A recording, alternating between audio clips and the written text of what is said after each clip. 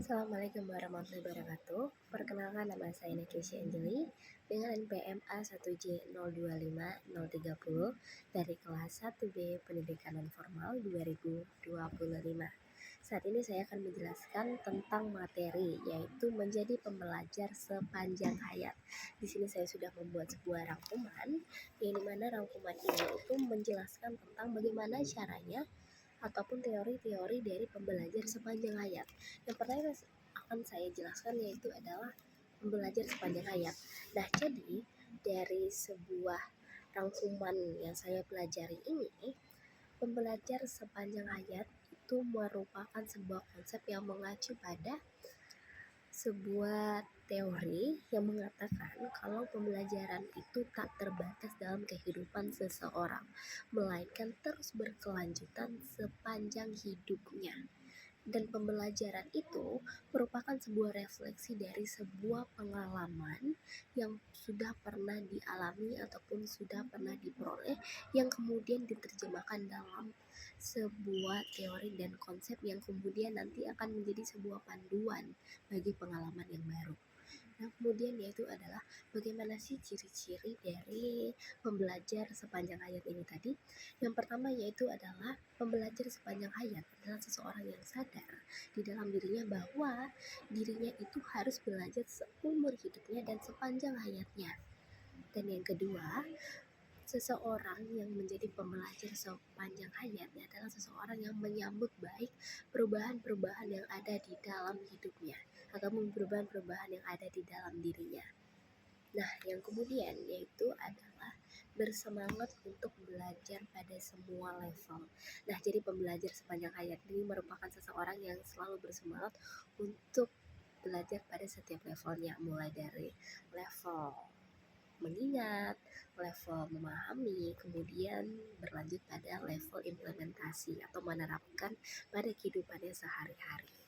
Nah, kemudian pembelajar sepanjang hayat ini percaya bahwa tantangan sepanjang hidup adalah sebuah peluang untuk belajar hal-hal yang baru. Nah, kemudian yaitu adalah konsep dan juga teori dari belajar sepanjang hayat. Nah, jadi teman-teman, ini pendidikan sepanjang hayat ini atau lifelong learning atau lifelong education itu pertama kali dicetuskan oleh Komisi Internasional untuk membangun pendidikan, atau kita bisa singkat dengan ICDA ya. Nah, ICDA ini merupakan suatu badan di bawah UNESCO yang dimana pendidikan sepanjang hayat itu pada dasarnya memenuhi kebutuhan, atau bisa kita sebut dengan nama memenuhi kebutuhan belajar ya.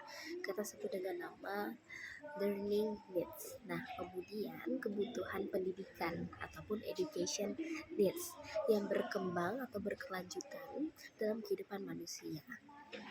Nah, kemudian misi pendidikan sepanjang hayat itu pada dasarnya adalah membentuk masyarakat belajar atau kita sebut dengan nama learning society, dan masyarakat berencana atau planning society. Nah, kemudian yaitu adalah tentang tahap-tahap pembelajaran atau tahap-tahap belajar pendidikan sepanjang hayat. Itu dia ada 6. Yang pertama itu ada motivasi, yang kedua itu ada perhatian dan juga pelajaran, yang ketiga itu ada menerima, kemudian mengingat, dan yang keempat itu reproduksi, yang kelima generalisasi, dan umpan balik atau bisa kita sebut dengan yang namanya feedback. Nah, jadi dari motivasi ini merupakan sebuah pelacu ataupun keinginan seseorang untuk mencapai suatu hal, yang dimana kalau dia sudah punya suatu pencapaian, kalau sudah punya suatu tujuan, itu pasti dia memiliki motivasi dalam dirinya. Nah, yang kedua yaitu adalah perhatian dan pelajaran. Nah, jadi perhatian dan juga pelajaran ini merupakan sebuah konsep yang dimana seseorang itu fokus dalam belajar, fokus untuk mengupgrade dirinya dan selalu belajar hal-hal yang baru sepanjang hidupnya. Nah, kemudian yang ketiga itu adalah menerima dan mengingat. Di dalam sebuah pembelajaran, kita itu perlu yang namanya menerima dan mengingat. Bukan hanya mengingat, tetapi kita juga perlu untuk memahami. karena kita belum benar-benar belajar apabila kita belum memahami. Jika mengingat kita bisa lupa setiap saat, namun jika kita memahami maka kita akan ingat seterusnya. Nah, kemudian yaitu adalah reproduksi. Nah, reproduksi ini merupakan sebuah teori yang dimana menemukan kembali apa yang sudah pernah kita terima, dan yang kemudian adalah generalisasi ataupun menerapkan hal-hal yang sudah pernah kita pelajari kepada kehidupan kita, ataupun bisa kita sebut juga dengan yang namanya implementasi ya. Dan yang terakhir adalah umpan balik ataupun feedback. Nah, ketika kita menjadi seorang pendidik atau tenaga pengajar, jika kita ingin memiliki sebuah feedback ataupun umpan balik terhadap peserta didik kita, kita perlu melakukan yang namanya sebuah tes untuk mengevaluasi apakah pembelajaran yang kita berikan itu sudah berkontribusi untuk para peserta didik ini tadi. Nah, kemudian yang terakhir yaitu adalah menjamin mutu program belajar sepanjang hayat. Nah, jadi teman-teman, penjamin mutu program sepanjang hayat ini ada 7.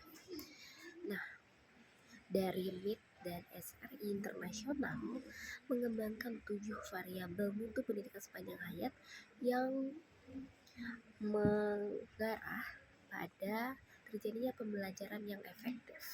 Yang pertama yaitu adalah penilaian pembelajar dilibatkan pada tugas otentik dan disiplin. Dan yang kedua, penilaian didasarkan atas performance of real task. Dan yang ketiga adalah pembelajar bekerja kolaboratif. Yang keempat adalah pembelajar dikelompokkan secara heterogen. Yang kelima, instruktur adalah fasilitator dalam belajar. Yang keenam, pembelajar itu belajar melalui eksplorisasi, dan juga pembelajar itu berpartisipasi aktif dalam model-model belajar yang interaktif.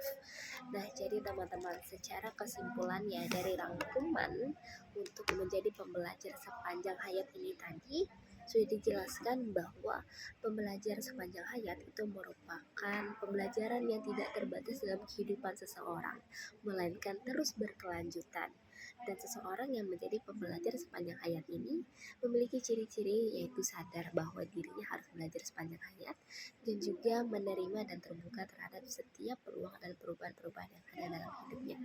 Baik, sekian dari saya, Natasha Angeli. Wassalamualaikum warahmatullahi wabarakatuh.